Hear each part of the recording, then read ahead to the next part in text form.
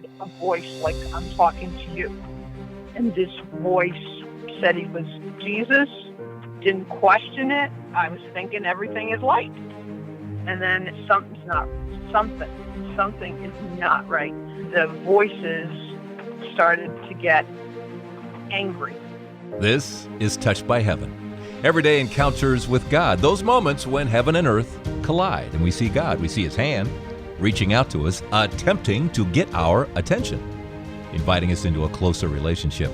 Here we share stories of encounter with angels, divine intervention, prophetic dreams, visions, near-death experiences, big and little God incidents. I'm your host, Trapper Jack. Well, how you doing today? Welcome to episode 82 of Touched by Heaven. You know, I've talked to some of you who like me, will sometimes get a song playing in your head kind of out of nowhere, and now and then, it's not just an earworm or something you've been hearing on the radio, but it could be a message in there. If you spiritualize the lyrics, there might be something in there. Happened again this week, Monday and Tuesday, for no known reason. I realized I was hearing this song from the late 70s. Do you remember You Light Up My Life? Yeah, Debbie Boone. Oh my gosh! And they made a movie out of it too. What was the actress's name? I can see her face. Anyway, so I'm getting You Light Up My Life. I mean, that'll drive you a little nutty.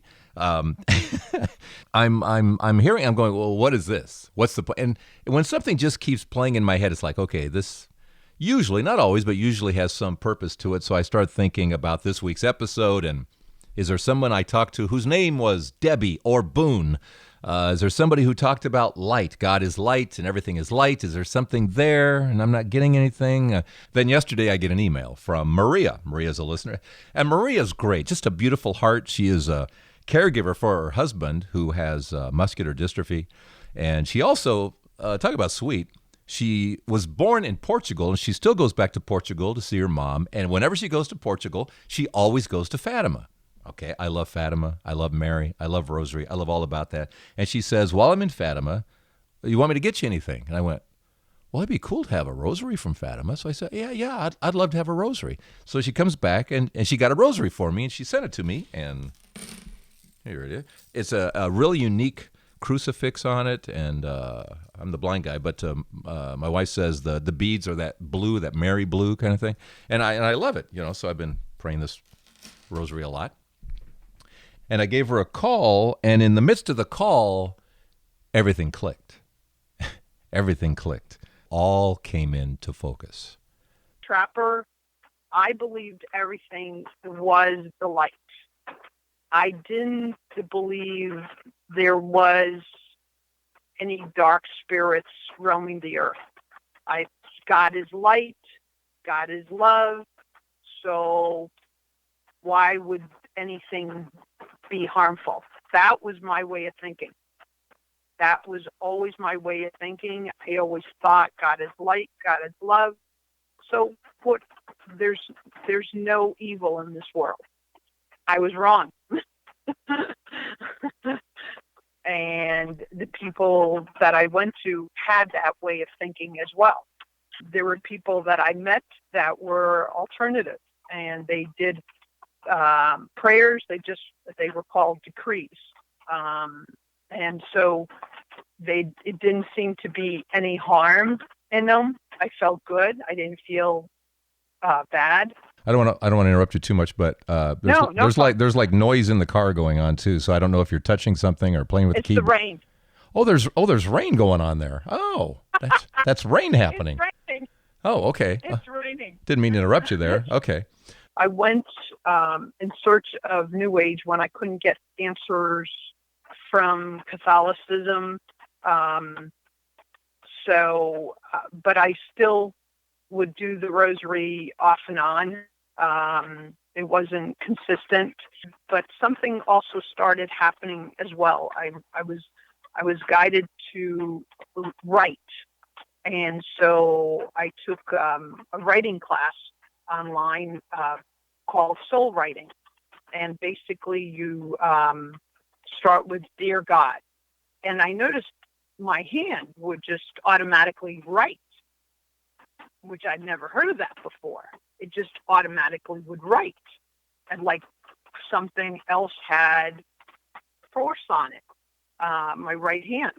What were you writing? What would come out of the pen? It was just basically conversation like you and I would be having. Well, Like the point, I guess the reason I'm asking is which spirit is guiding your pen? Exactly. My hand will still do it. I just don't allow it anymore. I just won't allow it because I don't, unless I get a clear sign that this is from the light, I am not doing that.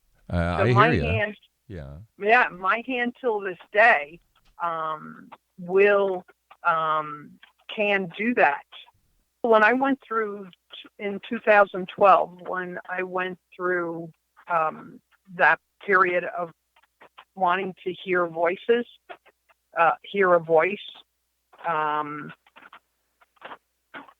saw something online about if you listen to these tapes, that you could get into the consciousness. So the problem came was when I started listening to those tapes, which I can't remember what they're called, but you're bringing everything in. And that's when in July of 2012, I actually heard a voice like I'm talking to you. Right. And this voice said he was Jesus, didn't question it. I was thinking everything is light. So, but little by little, I was told not to say the rosary, to stop those other decree prayers, and that, so for a month I followed this, and I was given various tests. Wait, who gave you the test? The voice which my husband could not hear, only I can hear it, and would tell me, like, here, put the vacuum cleaner, it'll turn into a rose. So I put the vacuum cleaner, it didn't turn into a rose. Did I question that? No, I did not. And there were other tests that I did not. That was a test in discernment, which I failed over and over again.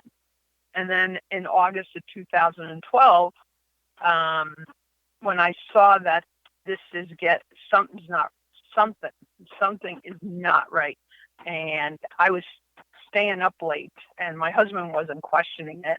In August 2012 is when the voices started to get angry and started to get evil, and asked me to choose between God and the devil. And I said, well, I'm choosing God. He goes like this, well, then you're going to have a tough journey. It would be a lot easier. And I said, I don't care. I'm choosing God. So going back, do you assume the same voice, the same spirit was pretending to be Jesus, correct? Right. And at one point there were four different voices. Okay. So as time goes on, instead of... For a month. Okay, so as time goes on, the spirit gives up that and thinks he's got you at a place where now you will choose the devil over Jesus, basically? Mm-hmm. Mm-hmm. Why would he think that? Why would he do that? Why not just... Maybe because I failed those tests so many times. Yeah, but a vacuum cleaner is not going to become a rose. I mean, it's just, I don't even get that. I don't, other than, the only thing I get is that the other side wants you to do things, follow commands, pick up that, move that over there, it's going to become a rose. So that's a victory. That's a victory for the dark side. Anytime you follow their order, I'm going to do whatever who I think is Jesus, is telling me what to do. And then at some point, if you want this to continue, and it can be seductive, it was feeling seductive, right? Yeah, and that's when and also, because remember, I'm thinking God is light, so how could this be wrong? And they also could read, they knew dreams I had. I had once time a dream in which there were white angel feathers that came through the lower one of the lower windows in our house. And they were beautiful, big, white angel feathers that were coming in. And it was a beautiful dream. I'll never forget it. And they knew. Yeah, they know just about everything. They know just about everything. I know that it's kind of funny. There's a misnomer here because often people will say, well, they knew X and only God would know that. No, Exactly. The bad guys know everything too. They know our minds as well, for the most part. I mean, I know there are ways, I know there are things that will block what they know, but by and large, they know what's going on inside us. That's the battle that is going on over our soul every day. See, you're blowing people's minds right now because it's like, wait, what is this woman talking about? This is real stuff. And it comes up every now and then on the podcast. It comes up every now and then. And especially for someone, and the new age stuff is so dangerous because you're right. It's all light. It's all, there's no hell. There's no devil. I don't know did Jesus tell you that too, by the way, there's no hell? They didn't go into that. At first, we were just taking walks. Okay, but he did say stay. Isn't that funny? He told you to stay away from the rosary because that's how powerful the rosary is. The rosary, even the other prayers. Well, anything that resembles prayer, I'm sure they wanted you to stop. So after a month of this, it gets angrier and angrier, and it stops. Giving you orders? Just says, okay, make it. So basically, he's saying, "I am the devil." And now make a decision and follow me. I wonder why he thought why you would follow. Well, I have no idea. What made the voice finally stop, or has it? Oh, I tried to keep this from my husband. What followed was for the next 3 days, it was constant voices abusing me, day and night. So I could not sleep. The voices were loud. They were abusive. They were different ones, and I could not sleep.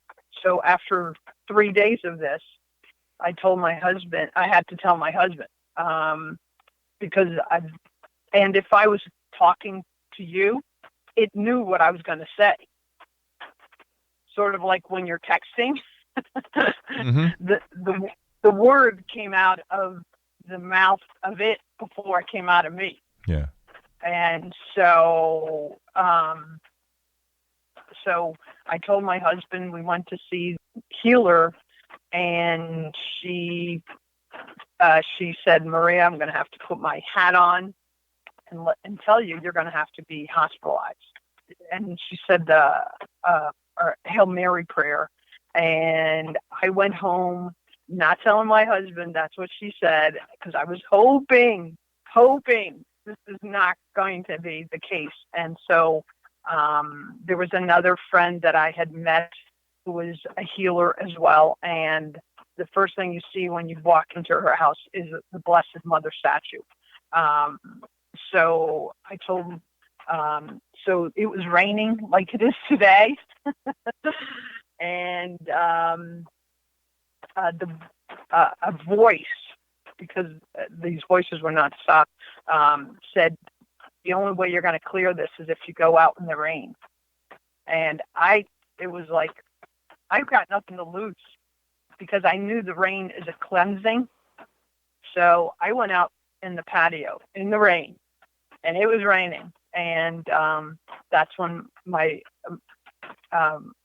husband said, you're going to have to go to the hospital. And he goes like this. I said, I'm not crazy. And so I said, I'll go if that woman says that it's time for me to go to the hospital. And she used to be a nurse. So in the meantime, the police came because he didn't know what to do. And so the woman, he called the woman. She told me, Maria, I'm a nurse. If you haven't slept for 3 days, you need to go to the psychiatric ward, and your circadian rhythm has to be rebalanced. And that's what I did. And I went. Did you go stand in the rain first? I was in the rain for a long time. Nothing happened. Came. The voices kept coming. Nothing happened. And so it was like I tried everything. Nothing brought the volume down. So you went to the hospital. You went to the hospital, yes? But I'm going to interrupt you because guess what? Guess what I took to the hospital? A rosary. A rosary. Of course, about time. Took a rosary. I know, because I knew Okay. I had lost my protection. I knew I had lost my protection, and I started saying the rosary, and I took a picture of Our Lady of Fatima, which somebody in the hospital took, but I was in the lowest for the psychiatric for 3 days, and I was blessed to meet a nice psychiatrist who helped me with it, with lowering the voices, with medication over time. So you start this medication, you start praying the rosary, and what happens? I noticed every 21 days the volume gets lower. And when this was a time I was supposed to go see my mother. I had bought tickets to go see my mother in Portugal, and I just went through this in August. And the only thing the psychiatrist said, stay away from Fatima. So because of the energy. So I, when you're at that point, I wouldn't criticize you, but the psychiatrist has no idea what he's talking about. He has no idea. Well, him and I later on had a discussion when I got better, and but I told our Blessed Mother, I said, I don't know what's going to happen, but I am going to see my mother. My mom did not know what I had been through. She did not. I only told her about 2 or 3 years ago. Okay, so every 21 days, things are getting better. Well, yeah, I knew that this would eventually end somewhere. There was a light, because I know God is a good God, and I know our Divine Mother is a loving mother.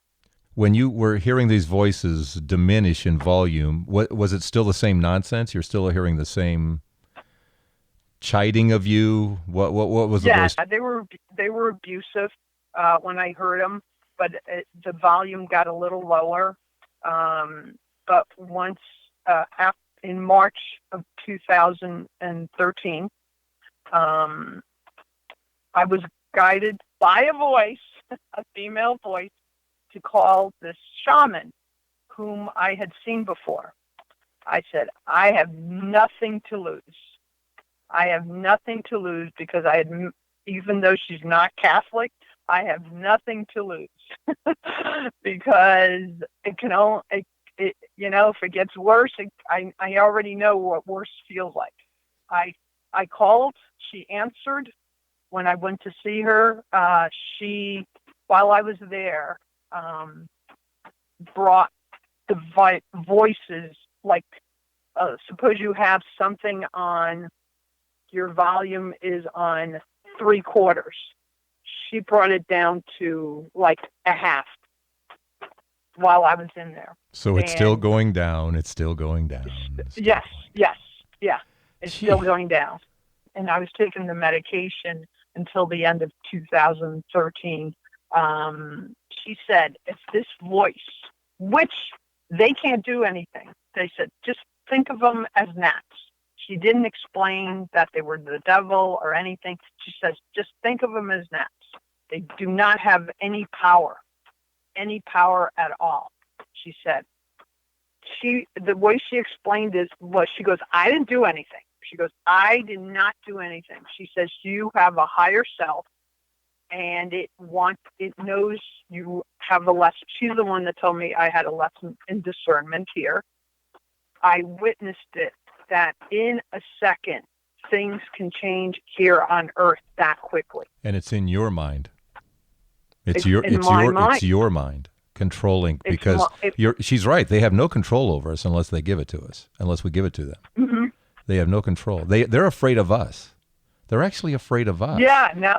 Yeah, now that I've heard the now that you listen to the podcast, yeah. because we're changing their world, we're messing up their world.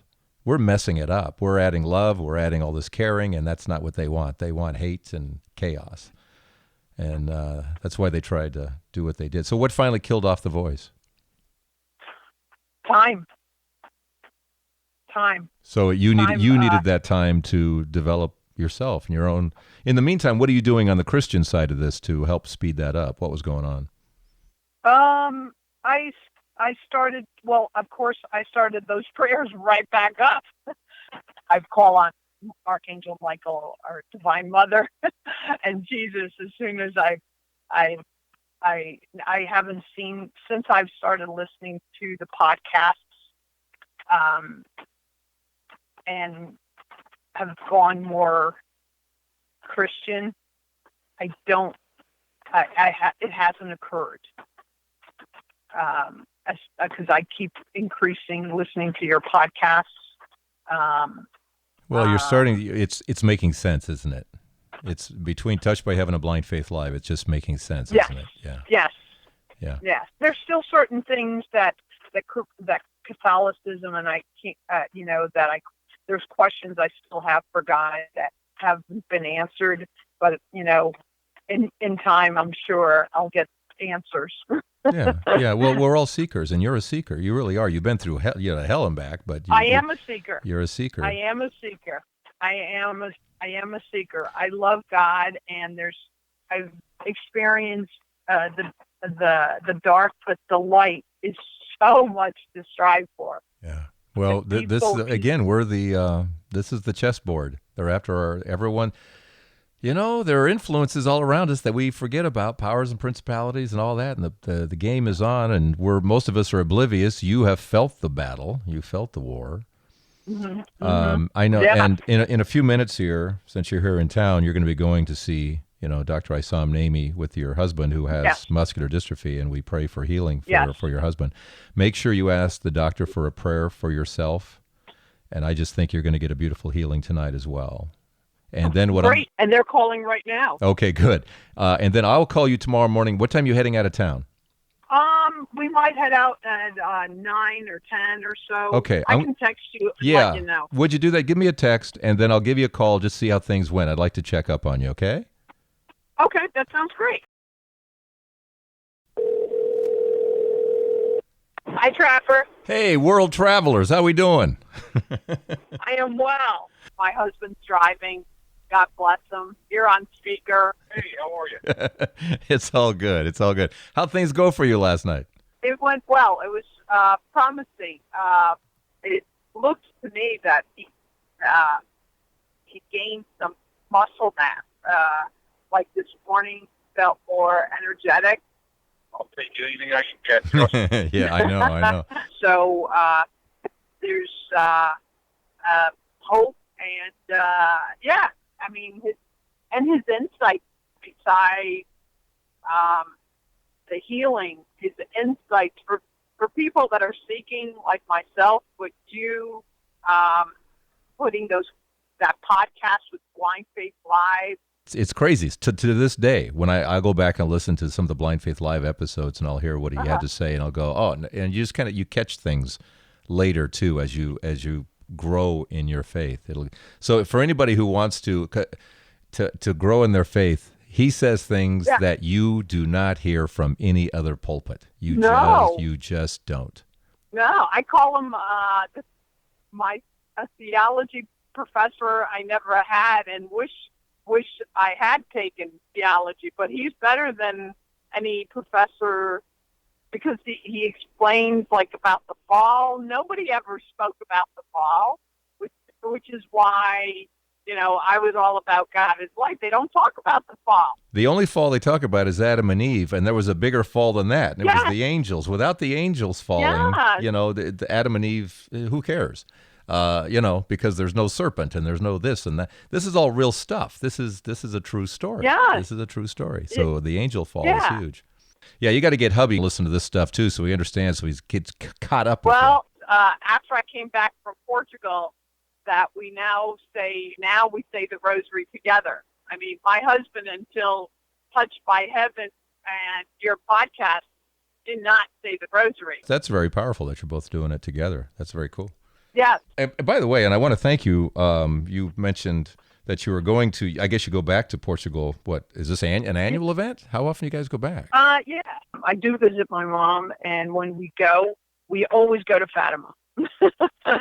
Well, you were so sweet. Fatima. I mean, you emailed me and said, I'm going there. Do you want, what do you want? I said, well, if you're going, Yeah. I'd love to have a rosary. And you sent me this gorgeous rosary. I mean, it's beautiful. Thank you for this. Yeah, that's the official rosary from Fatima. Well, it's really nice. I'm wearing it out. It's good. It's really good. Good. It's all good.